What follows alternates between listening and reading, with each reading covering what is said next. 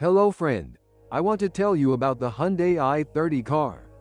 After years of being an exotic and unwanted brand, Hyundai decided to change its image by creating a design center in Germany, where a whole series of models was created that brought the Korean manufacturer to the European top.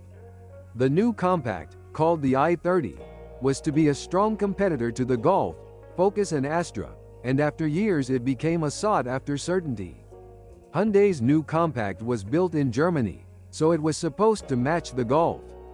The car was the revelation of the year, and in independent press tests, even in German industry magazines, it won comparisons with all the European leaders.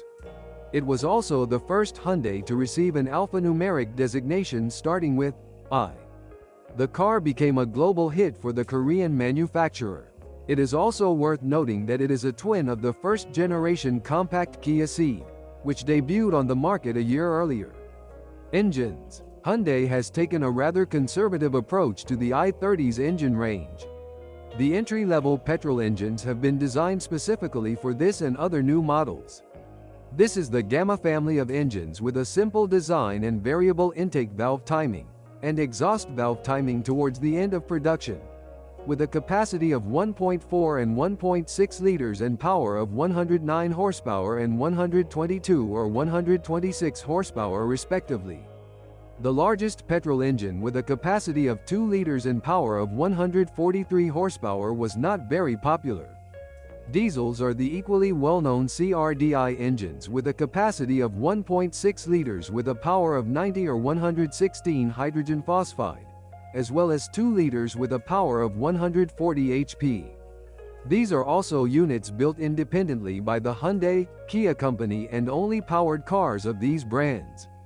In this video we will deal with popular, smaller petrol engines, and since they are twin designs, all their advantages and disadvantages are common. What's broken? Shortly after introducing the i30 to the offer, Hyundai extended the mechanical warranty to 5 years. 3 years for the car plus 2 years for the drive system. Later a full 5 years for everything, which attracted many customers, but it must be admitted that the first ones complained a bit about minor defects, such as paint defects, peeling, corrosion of many body elements, quickly deteriorating plastics on the dashboard, burning out light bulbs, steaming up headlights, faults with the central locking mechanism or knocking steering columns, suspension and shock absorbers, from which oil quite often leaked. The factory wheel bearings wore out quickly, while the aforementioned problems with the transmission are most often a broken power steering module or a damaged steering sensor. Apart from the wear of the stabilizer links, the running gear has no major problems. The front control arm has a replaceable pin and bushings. It also had its share of radio faults, and users rated its sound quality as poor.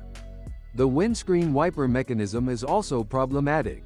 The wipers are hidden quite low and collect a lot of dirt. When turned on, instead of wiping the windscreen, they first wipe themselves on the windscreen. The result is that many windscreens are only suitable for replacement due to their technical condition. Some people complained about the clutch wearing out quickly, but in our opinion this is an individual matter. The drivetrain requires quite gentle treatment, however, because the gearbox does not like quick gear changes. Most of the minor faults were eliminated under warranty and mainly concern cars manufactured in South Korea. In 2008, production was moved to the Czech Republic, where the facelifted version improved the quality of workmanship. Despite this, some faults still occur occasionally. Despite the above, the Hyundai i30 is not an emergency car. It will not break down on the road. You will not have to call a tow truck. All these are trifles that you can drive with and often remain unrepaired for a long time. The problem of users in the first years of production of this car was poor access to cheaper substitutes, although the prices of parts in the authorized service center were not particularly high. The engine should cause the fewest problems. The difference between 1.6 and 1.4 liters is expressed in piston stroke. The blocks and heads are identical, although some of the equipment will differ in detail. Here, in theory, we are dealing with a maintenance-free timing chain drive, but in reality, during intensive city use, the chain tends to stretch. Fortunately, This does not result in any failures, only loud operation. Loud operation may also mean that valve clearances need to be adjusted, as the Gamma engine has mechanical adjustment. This and indirect injection allow for the installation of a good quality gas system and enjoy cheap, long-term operation.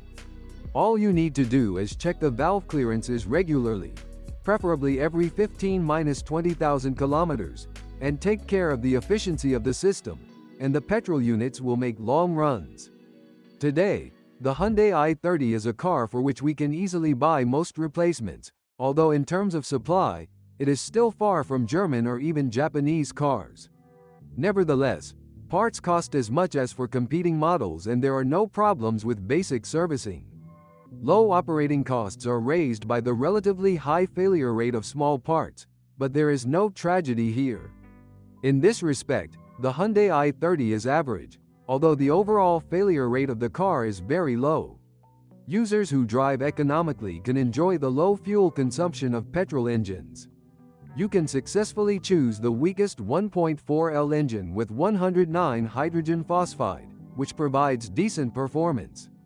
The larger 1.6L, of course, provides better dynamics with reasonable fuel consumption, although if you push it, it can suck 10L, 100 kilometers from the tank without hesitation. A good solution is to install a gas installation immediately after purchase and the first service of the car.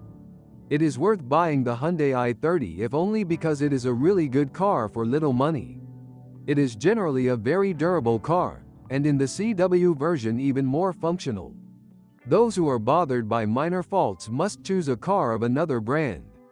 Those who value simple design and an inconspicuous appearance will like the Hyundai i30, although you should definitely drive this model after dark. The blue interior lighting may be unbearable for some. Thanks for listening to me. Don't forget to subscribe to the channel and rate my video. If you know of any problems with this car that I haven't mentioned, be sure to write about them in the comments. I have good news for you. Now, if you are planning to buy a used car, or learn more about your car, you no longer need to search for the information you need on the internet. We have collected everything in one place for you, on the website carme.pro. Here you can find out everything about the car. What breaks and at what mileage, any problems with engines, chassis or gearboxes, which trim levels are better not to mess with and how not to lose money buying a used car. You will learn all this on carme.pro.